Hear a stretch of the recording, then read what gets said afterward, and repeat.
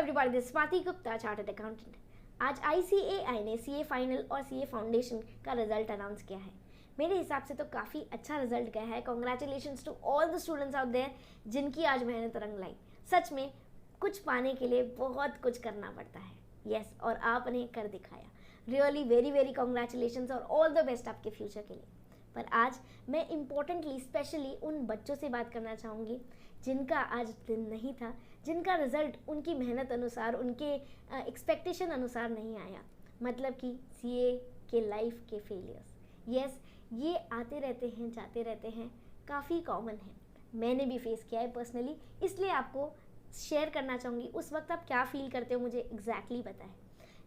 बहुत ज़्यादा एकदम हार्ट ब्रोकन रहते हो, टूट जाते हो अंदर से, डिसअपॉइंटेड हो जाते हो, लगता है यार मेरे साथ ही ऐसा क्यों, मैंने क्या गलत किया। तो सही में इम्पॉर्टेंट है। देखो, आप चलोगे तो गिरोगे भी, गिरोगे तो लगेगी भी, लगेगे तो हो सकता है दर्द भी होगा, दर्द होगा, पर वहीं पर नहीं रुकना है। आपको अपना पूरा दम लगाना है, पूरा उसी जोश के साथ, उसी पूरे पैशन के साथ फिर से उठना है, फिर से उसी उम्मीद के साथ उठना है और इस बार ठानना है कि करके दिखाएंगे। अब बात समझो। सबसे पहले आप ये जानो कि आपका रीज़न क्या है कि आपने कहाँ गलती करी। सबसे इम्पॉर्टेंट है। अगर अपनी गलती जाने बिना अगर आप फिर से अटैम्प्ट देने बैठ गए ना, तो फिर भी आपको यही रिजल्ट हो सकता है फिर से मिले। ओके, तो सबसे इम्पॉर्टेंट है आप अपनी गलती आइडेंटिफाई करो, रीज़न आइडेंटिफाई करो कहाँ गया, और स्टॉप कर दो, रोक दो ICAI को ब्लेम करना। क्योंकि देखो, हम मानते हैं जितने भी परसेंट पास हुए, जितने भी परसेंट फेल हुए, तो कुछ परसेंट पास भी तो हो रहे ना। हम बोलते 12% रिजल्ट आया तो 88% नहीं हो पाए, मानते हैं हम, पर क्या 12% पास हुए? हाँ, तो हम इस पर फोकस करते हैं। ICAI की गलती ना मानते हुए कोशिश करते हैं हमने कहाँ गलती करी। आपके भी कुछ पेपर होंगे जिसमें आप पास हो गए होंगे, कुछ में रह गए होंगे। ऐसा हो सकता है एक ग्रुप निकल गया हो, एक नहीं होगा, या कोई एक पेपर अटक गया, हो सकता है ऐसा। तो आप देखो कि यार कई पेपर में मुझे ICAI ने पास भी तो किया है ना, वो किस वजह से किया है, उसमें मैंने क्या बेहतरीन चीज़ करी, क्या सही चीज़ करी। ठीक है, अपनी वीकनेस आइडेंटिफाई करो, अपनी स्ट्रेंथ आइडेंटिफाई करो और फिर से तैयारी करने बैठना। ठीक है, ऐसे ही बिना रीज़न फाइंड आउट करे अगर आप फिर से पढ़ने बैठ गए तो भी कोई फ़ायदा नहीं है। दूसरी बात मैं इंपॉर्टेंटली कहती हूँ, अब आपको लग रहा होगा कि नहीं यार मैंने तो मेहनत ही नहीं करी थी, इस बार मेरी खुद की ही मेहनत में कमी रह गई थी। अगर ये केस है ना तो बहुत सही केस है, कोई दिक्कत नहीं है। आप फिर से अब प्लान करें, कितने दिन है, कितना कोर्स है, कितना वक्त किसके लिए चाहिए, कितने रिविजन्स चाहिए, वो सबको अपने आप से प्लान करें। बेस्ट प्लान खुद का आप खुद ही बना सकते हैं। आप लोग आपको खूब सारे प्लान बना के देंगे, स्टडी प्लान, ये प्लान, वो प्लान, इतने दिन का, ऐसे दिन का। आप खुद अपनी चीज़ देखें, खुद इवैल्यूएशन करें, मुझे कहाँ चाहिए। यहाँ पर अगर आपके ट्यूशन्स पूरे ले लिए आपने, आपकी क्लासेस पूरी कंप्लीट है, और फिर आपकी ही खुद की सेल्फ स्टडी के लिए आपको वक्त चाहिए था जो नहीं हो पाया, तो आप फिर से ट्यूशन्स के पीछे ना भागे, प्लीज़ ना भागे, प्लीज़। आप अब ये वक्त है, क्योंकि 3 से 4 महीने में आप सोचें कि मैं यार 4 सब्जेक्ट की ट्यूशन भी कर लूँगा और मैं रिविजन भी कर लूँगा, ऐसे भी कर लूँगा, अपनी खुद की पढ़ाई भी हो जाएगी, तो ये इम्पॉसिबल है। ठीक है, तो आप प्लान ऐसे करें कि अगर आपकी कवर हो रखा है आपके सब्जेक्ट्स, आपकी ट्यूशन्स, नोट्स, तो फिर आप सिर्फ और सिर्फ अपनी खुद की सेल्फ स्टडी पर ध्यान दें। आप टेस्ट वगैरह फिर भी अटैम्प्ट कर सकते हैं, टेस्ट सीरीज़ अटैम्प्ट कर सकते हैं। ICAI के क्वेश्चन आंसर्स ज़रूर से सॉल्व करें, RTP सॉल्व करें, MTP सॉल्व करें, उसी से क्वेश्चंस काफ़ी सारे पिक होके आते हैं एज इट इज़। दूसरी बात, आपने क्वेश्चन देख लिए, कॉन्सेप्ट समझ लिए, इधर तक ही नहीं, आपको आंसर सॉल्विंग पैटर्न पर बहुत ज़्यादा ध्यान देना पड़ेगा, चाहे प्रैक्टिकल आंसर हो चाहे थ्योरी आंसर। आप देखो कि ICAI क्या चाहता है, ICAI सजेस्टेड में क्या लिखता है और हमने क्या लिखा है। ठीक है, दूसरी बात, अगर ये दूसरा केस है, आपको लगता है यार मैंने तो पूरी मेहनत करी थी, पूरी जी जान लगाई थी, पेपर भी अच्छे गए थे मेरे, तो फिर भी मार्क्स नहीं आए, आपको लगता है फिर भी ICAI ने पता नहीं मुझे ही फेल कर दिया। ठीक है, तो ऐसा अगर आपको लगता है तो मैं आपको एडवाइस देती हूँ, आप क्या करें, आप अपना पेपर रीचेकिंग के लिए भेजें, है ना, इंस्पेक्शन के लिए कॉपी मंगाए या सर्टिफाइड कॉपीज़ मंगाए। अब आप बात समझें, इससे ऐसा नहीं है कि आपके मार्क्स बढ़ ही जाएंगे बिंदास एकदम, इसलिए नहीं।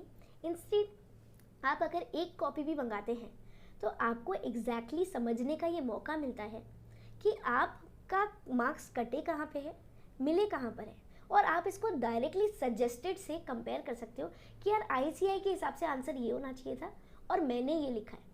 मैंने बताया मैंने खुद ने भी रीचेकिंग करवाई थी, मेरा ऑडिट का पेपर रह गया था, 6 नंबर से रह गया था, बाकी एग्रीगेट भी पूरा था, सब कुछ एज इट इज़ था, पर ऑडिट में 6 नंबर रह गए थे। मैंने ऑडिट की कॉपीज़ मंगवाई थी, 1 महीने बाद आई थी, और मैं यकीन करने के लिए तैयार ही नहीं थी, एक्सेप्ट करने के लिए कि मैं भी फेल हो सकती हूँ क्या, क्योंकि मैंने काफ़ी अच्छे से प्रिपेयर किया था।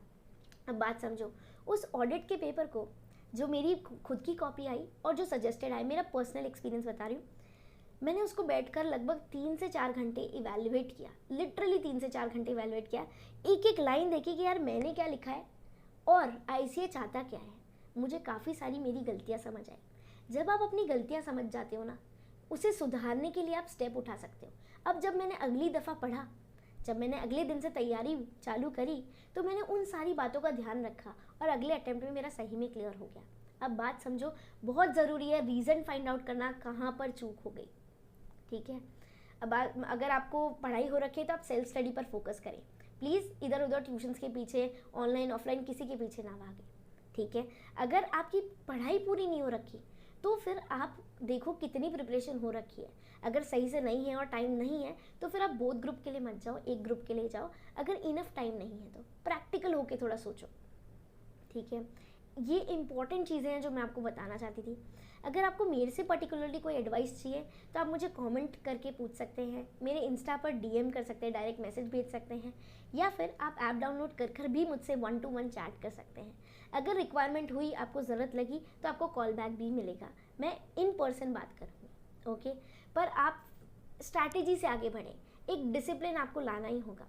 थर्ड बात, अगर आप अपनी जॉब के साथ, एग्जिस्टिंग कोई काम के साथ अगर आप अपनी पढ़ाई कर रहे हैं और सोच रहे हैं कि यार मैं सीए जैसी एग्ज़ाम को पास कर लूँ, तो देखो ये मजाक नहीं है, पूरा का पूरा हार्ड वर्क, टाइम डेडिकेशन चाहता है, एफर्ट्स मांगता है। अगर इतना ही आसान होता तो हर कोई करके बैठा होता। तो आपको ये समझना होगा कि आपको बहुत अच्छे से टाइम देना होगा इसको। अगर आप सोचते हैं तो कई लोग क्या प्लान करते हैं, यार मैं 5 या 6 दिन तो जॉब कर लेता, संडे को बैठ के पढ़ लूँगा। आप इंस्टेंट एक ही दिन पर पूरा प्रेशर ना लें, आप रोज़ में 2 या 3 घंटे पढ़ें। आपका समझो 9 बजे से जॉब चालू होता है तो आप 5 से 8 बजे तक पढ़ें, या लेट नाइट स्ट्रेच करके पढ़ें। ठीक है, आप पर रोज़ में पढ़ें। रोज़ अगर 3 घंटे पढ़ते हैं आप, तो अगर 6 दिन भी पढ़ा और एक दिन ऑफ लिया तो 6 × 3 18 आवर्स होते हैं। अब बात समझो। और वहीं पर अगर आप सिर्फ संडे की सोच रहे हो तो क्या एक दिन में 18 घंटे पढ़ पाओगे? नहीं पढ़ पाओगे। अब बात समझो, इसलिए इक्वली डिवाइड करो, प्रैक्टिकली अपना प्लान बनाओ। चौथी बात मैं इंपॉर्टेंटली आपको समझाना चाहती हूँ कि लोग आके आपको बोलेंगे अरे यार रात को पढ़ा कर, नहीं यार इस मटेरियल से पढ़ा कर, ऐसे पढ़ा कर। नहीं, आप किसी की मत सुनो। आपको बेस्ट पता है आपके लिए क्या सूटेबल है, क्या टाइम सूटेबल है, कौन सा मटेरियल आपको समझ आता है। ठीक है, कौन सी चीज़ इंपॉर्टेंट है। और स्पेशली आपको आईसीआई के क्वेश्चंस तो करने ही है, बाकी आप चाहे कहीं से भी ट्यूशन लो, कहीं का भी रिविजन करो, ठीक है, कहीं से भी समझो, पर आपको आईसीआई के क्वेश्चंस तो सॉल्व करने ही करने। आप ये बात प्लीज़ प्लीज़ प्लीज़ गार्ड बांध लेना, ध्यान रखना। कहीं से भी पढ़ाई करो, कोई दिक्कत नहीं। ठीक है, इसके अलावा आपको और कोई क्वेश्चन पूछना हो मुझसे, कोई एडवाइस चाहिए हो, तो प्लीज़ आप मुझसे पूछ लेना आराम से, फील फ्री। मेरे लेक्चर्स हिंदी और इंग्लिश दोनों में होते हैं। तो अगर आपको एफआर की तैयारी करनी है, specially CA final financial reporting की, तो हम ये 31 अगस्त तक का रिकॉर्डेड लेक्चर्स है, आप वो ले सकते हैं। लाइव क्लासेस भी चल रही है, रिकॉर्डेड भी चलती है, तो आप वो देख सकते हैं। हम एग्जैक्टली आईसीआई मॉड्यूल को रेफर करते हैं, एमटीपी आरटीपी कवर करते हैं। ठीक है, तो मैं मोस्टली आपको ये नहीं बताना चाह रही कि मेरे यहाँ पे पढ़ो, इंस्टेड मैं आपको बताना चाह रही हूँ कि अगर आपको लग रही है ना कि आपकी स्ट्रैटेजी या गाइडेंस में ज़रूरत है, तो ही आपको एक ट्यूशन को जाना। ठीक है, तो ही आप किसी और मेंटर का पूछना। लास्ट 5th आपको लगता है यार 50-50, आपको लगता है यार थोड़ा कवर हो चुका है, थोड़ा पोर्शन छूट रखा है, तो आप क्या करें, जितना पोर्शन हो रखा है ना उसी को पक्का करें सबसे पहले। दूसरी बात, जहाँ पर आपको अपने स्ट्रेंथ पॉइंट्स लगते हैं, नहीं यार ये चैप्टर और कवर कर सकता हूँ ये, तो आप आसपास से अपनी मदद लें, कोई अपने सीनियर से मदद लें। ठीक है, 1-2 चैप्टर के लिए प्लीज़ कोई कोचिंग ज्वाइन करके ना बैठ जाए कि मैंने 4 महीने की कोचिंग ज्वाइन कर ली, मुझे सिर्फ ये 2 चैप्टर पढ़ने दें। नहीं, प्रैक्टिकल होके इसके अलावा जब आप रिविजन करते हैं तो आप कैसे करें, मान लो आपके 8 दिन के पेपर हैं, ठीक है, तो आप इससे पहले 2 रिहर्सल पेपर की भी कर लो। आप इस तरीके से अपनी पेपर की प्रिपरेशन करो कि आप उसे एक दिन में रिवाइज करने के लिए तैयार हो। मैंने मान लो 500 पेज की कॉपी पढ़ ली, ठीक है, पर क्या मैं उसे एक दिन में रिवाइज कर सकती हूँ? अगर मैंने इस 500 पेज की जो भी कंटेंट है इसको मल्टीपल बार अच्छे से रिवाइज कर रखा है तो ही मैं एक दिन में रिवाइज कर सकती हूँ। तो आपका एम क्या होना चाहिए कि आप इस तरीके से पढ़ाई करें कि आप एक दिन में पूरा का पूरा क्या कर सकते हैं, आप पूरा का पूरा रिवाइज करने के लिए तैयार हैं, पेपर में बैठने के लिए तैयार हैं।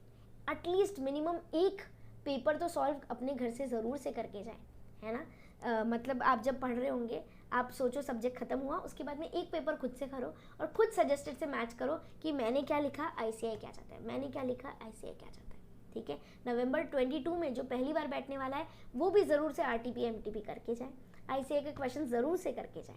ठीक है, और अगर आप फेल हो गए इसका मतलब ये एंड नहीं है, ज़रा भी एंड नहीं है। और आप अगर CA बन गए तो भी आप समझना अब जंग चालू हुई है। ठीक है, ऐसा नहीं है कि लाइफ सेट है, ऐसा कहीं पर भी कोई भी फेज़ में नहीं होता, हर वक्त एक नया चैलेंज आता है। ठीक है, तो आप अगर पॉजिटिवली देखने के लिए तैयार हैं, मेहनत करने के लिए तैयार हो, चैलेंजेस को फेस करने के लिए तैयार हो, तो चाहे आपका CA हुआ चाहे नहीं हुआ आप सक्सेसफुल होके रहोगे। समझ रहे हैं बात? ठीक है, मिलते हैं अपने आगे की वीडियोज़ में। मेरी अगर मदद चाहिए तो प्लीज़ रीच आउट करना। Till then take care, be safe, stay tuned, all the best. हौसला रखो, दम रखो, आप कर सकते हो। मुझे आप पर यकीन है तो आप भी उतना ही यकीन अपने आप पर रखें। जय हिंद।